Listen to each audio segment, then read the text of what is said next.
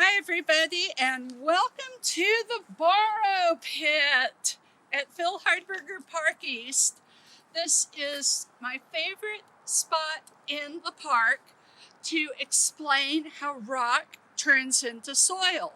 And if you want to find it, just walk out of the outdoor classroom and take the first right where you have the signpost that says SNG 25 or 0.25, SNG 0.25, and it's hard to miss. Okay, in order to understand how this place works, we need to talk about how rocks are made. All right, and important point. You know how people talk about rocks and they talk about minerals? There's a difference. Minerals, like this quartz and like this fluorite, are made out of one element usually. Everything in here is made out of the same stuff. Everything in here, except for the rest on the outside, is made out of the same stuff. And oftentimes these are crystals. Okay, rocks, like the sandstone, are generally made out of more than one mineral. Okay, now then, on to the different types of rocks. There are three basic kinds of rocks: igneous rocks, sedimentary rocks, and metamorphic rocks. And we have something called the rock cycle, because all these kinds of rocks can turn into the other kinds of rocks. Okay, igneous rocks. These are created way underground, where everything is melted. It's all magma. So, how do they get to the surface of the earth? Volcanoes! Yay! And then they cool. Most of the Earth's surface is made out of, you guessed it, igneous rocks. Okay, igneous rocks can turn into sedimentary rocks. Okay, sedimentary rocks are formed on the Earth's surface. And you see how these are all little pieces? Well, how do rocks break up? There are all sorts of ways. Water can break them up, or wind, or heat, or cold, or chemicals, or roots, or pressure. So, okay, that's how you wind up with the little pieces of sedimentary rocks. Okay, and eventually these will get buried and they'll be under pressure, a little bit of heat, and they'll sort of melt together, but not entirely. And that's how you get metamorphic rocks. Heat and pressure, heat and pressure, heat and pressure. And then these can go farther underground and melt a little bit, and melt a lot, and come up as igneous rocks. Okay, now then, the best way to really understand something is to have it explained several different ways. So, I'm going to explain again about the three rock types from part of this book called Let's Go Rock Collecting by Roma Gans, illustrated by Holly Keller. Okay, so, igneous rocks. The rocks that make up the surface of the earth are called Earth's crust. Most of the crust is made from igneous rocks. Igneous means made by heat. Inside the earth, it's very hot, hot enough to melt rock. The melted rock is called magma. Sometimes the magma pushes through cracks in the crust. When magma comes to the surface, it's called lava. Lava. Okay. Not all rocks are igneous. Some are made of sediments. Sandstone, which is this stuff, is one kind of sedimentary rock. It is made of grains of sand and mud and pebbles. Okay, you see sand and mud and pebbles. That's all part of it. No glue there. Millions of years ago, sand was blown into the rivers. The rivers carried the sand along and dropped it into lakes and oceans. Layer, see the layers? Layer after layer of sediment on the bottom of the lakes and seas. The top layers were pressed down on the bottom. Slowly the lower layers of sand became stone. Okay. And the third type of rock. Besides igneous and sedimentary rocks, there's a third kind of rock in the Earth's crust. It is called metamorphic. Metamorphic means changed. Slate is a metamorphic rock. Slate was once shale, but over millions of years and tons of rock, pressure was on it. The pressure made the shale very hot, and the heat pressure changed it into shale. Okay, and another example of this is the state rock of Texas. This is granite, and this has feldspar, the pink stuff, and quartz, the white stuff, and mica, the black stuff. Okay, this is an igneous rock. This came bubbling out of the earth. Okay, and this is a gneiss rock. I kid you not, that's the name gneiss. This is what happens when granite becomes a metamorphic rock. You see how everything's kind of semi-melted together in here, but you can still see kind of the different, combination of things in here. You still have kind of reddish, orangish streaks in the black and the white. Okay, so igneous, metamorphic. And I'm going to explain to you one more way the rock cycle works using Starburst candies. Okay, now then. You see all of these? We can pretend that all of these individual little pieces are sedimentary rocks. Okay, so if I take some of them and squish them around in my hands, heat and pressure, heat and pressure, heat and pressure, heat and pressure, heat and pressure, squish, squish, squish, heat and pressure, heat and pressure, heat and pressure. Okay, you get a metamorphic rock. Okay, I couldn't make this here because I can't bring my microwave with me. But this is what happens when you put Starburst into the microwave for 12 seconds. No more, it'll burn. But you see how this changes completely? This is all crystally and crumbly. Okay, so this is like an igneous rock. Okay, so now you understand the rock cycle. Okay, now that you understand the rock cycle, we're going to talk about the rocks here in the Borrow Pit.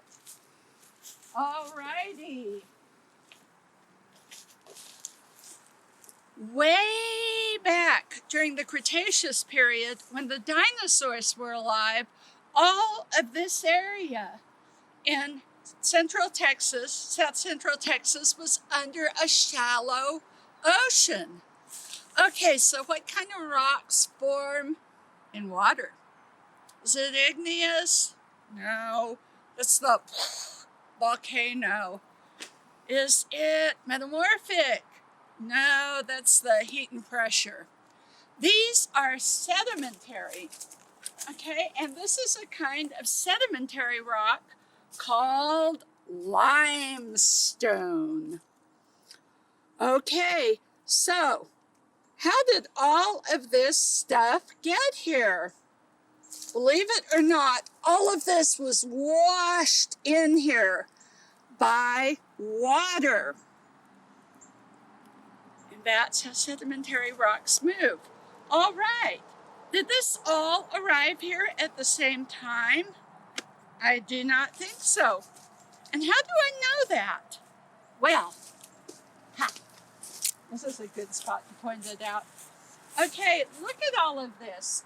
It's in layers, like an onion or an ogre. Okay, so what color rocks do we have in here? These down here are kind of beigey. And then, oh, this is kind of gray in here and rust color and kind of brown. And this stuff's really hard and solid. And up on top, you've got the soil. So, which of these rocks got put here first? Well, there's a real simple way I can show you this. Okay, now then, here we have a rock, and let's say the water washed it in here, okay? And another rock the water washed in. Which rock got put here first? Probably this one. And then this one got washed in, and another one got washed in, and another one, and, oh, let's put this on top. Oh, that's cute. Okay, so the oldest rocks are on the bottom, and the newest rocks, and in this case, the soil, are on the top. Oh, and look at what I made here. This is called a cairn. And you can do this any place where there are rocks. You just stack them. Okay? People used to use these as signposts to tell folks that they were on the right path. All right. Now then, are all these rocks the same size here? They're different colors. They're also different sizes. And that explains something about the water that came in here. It was powerful. Look at what else the water pushed in. Great big tree trunk. And, oh my gosh, a great big metal pipe. And all sorts of rocks. Okay, something fun to do wherever you find rocks is to look at the different kinds of rocks and see what you can see. Okay, you can find rocks that look like hearts or that look like rectangles. You can find rocks with, oh, another heart. You can find rocks with stripes. That's another piece of sandstone. Or really strange stripes. This one looks kind of like a duck foot, you see? You can find rocks where, this one's real interesting. You see the cracks in here? This used to be mud. Can you believe it? Okay, you can find rocks that have other rocks stuck in them. Wow. And you can even make things with rocks. Okay, this is a kind of limestone like the aquifer's made out of. You see the holes in it? If this were in the aquifer, the little holes would be holding water. This is called karst. So this is a karst necklace of karst. Pretty cool. Okay, so we've looked at rocks. Now, let's look at soil. Okay.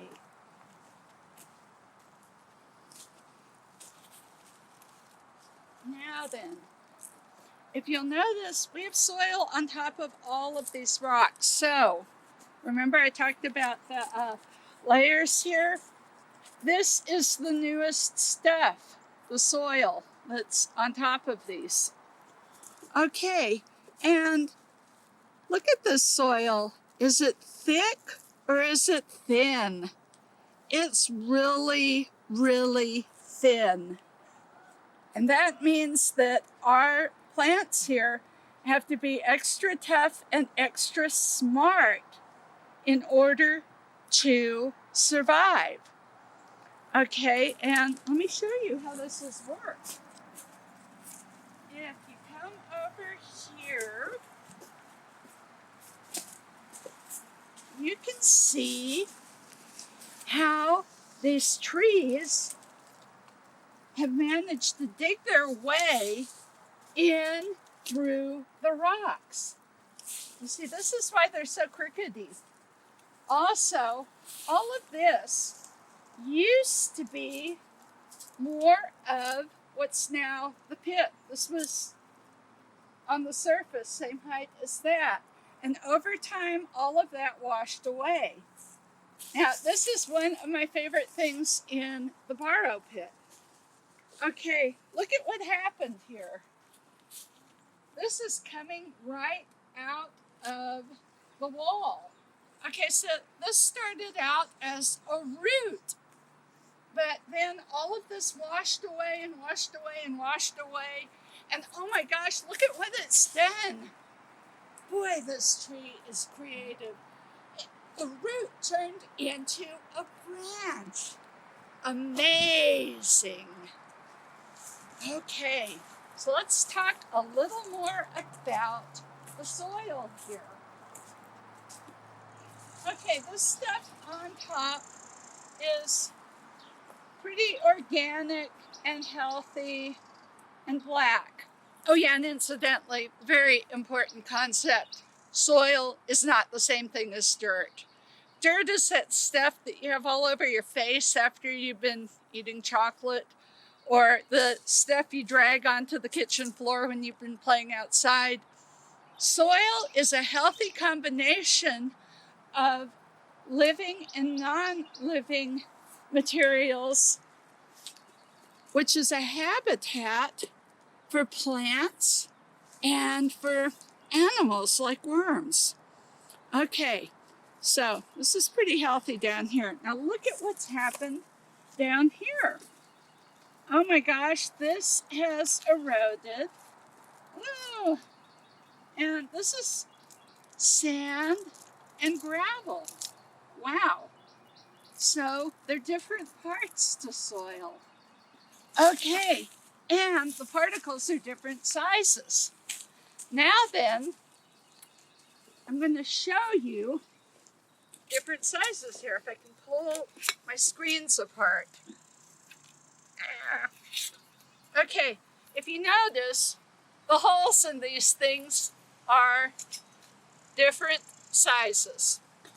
So what I'm going to do is, I have in my handy dandy leftover wipes container a bunch of soil that I grabbed here in the park, okay?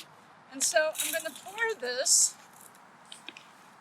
into the first container, and I'm going to sift, sift, sift, sift, sift, sift, sift.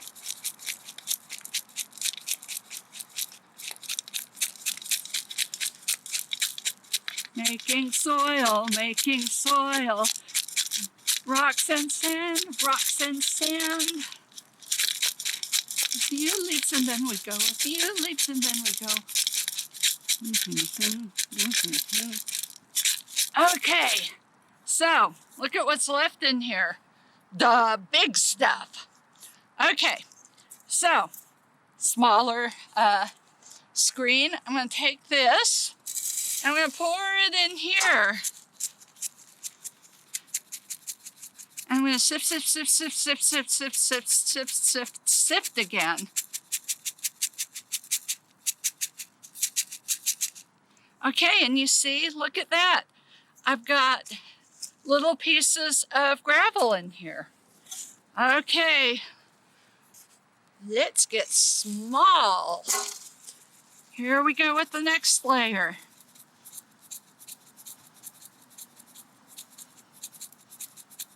And I'm sifting. You can make these screens with just cardboard and different sized screen pieces from Home Depot or Lowe's or Walmart or H-E-B or wherever. Okay, this one's taking a little while. Okay, and so you see, these are bigger, these are smaller. And then finally, oh my gosh, look at this. This reminds me of like Hershey's cocoa. These are fine, teeny tiny little particles that are coming through here.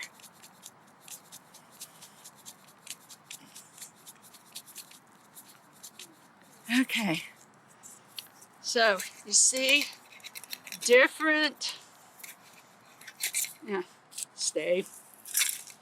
different sizes. Okay, there's another way to see how these all work out. You can make a sediment jar. And to do that, I still have some of my handy dandy soil from the borrow pit. And I have a jar here with a bunch of water in it, 3/4 of the way full. And I just pour a bunch of this stuff in here. Shake, shake, shake, shake, shake, shake, shake, shake, shake. And if you let it sit for a little while, it's already going into layers. But look at this. I did this one yesterday. Okay, and you see up on top, you have the leaves that are starting to disintegrate. And, oh, this one did something weird. I guess it temped in the, when I was bringing it over here. But okay, here you have smaller particles underneath the gravel settled. And on the very bottom, that's probably this stuff, clay, the tiniest stuff. Okay, so layers. Awesome, huh? Hey, and now for the grand finale here, I'm gonna do another igneous trick. And again, like all the activities which I have mentioned here, you can do this at home too. What do we have? Oh, it's a volcano. And we're gonna make it erupt. To do this, you need some baking soda. And no, this is not Kool-Aid, this is vinegar, which you've added food coloring to. Okay. Pour the baking soda into the volcano. Okay, so maybe it snowed around there. And I add the vinegar, and let's see what happens. Oh, it's erupting! Let me see, let me add a little more vinegar. Pretty cool. I've heard you can add pop rocks too to make it even more poppy, but this is pretty fun. Yep. Okay. Well, I hope you have enjoyed learning about rocks and soil at the borrow pit. Remember, to find this place, you just go through the outdoor classroom and hang a right at the first sign, which says SNG.25. Okay, see you next month, guys. Bye.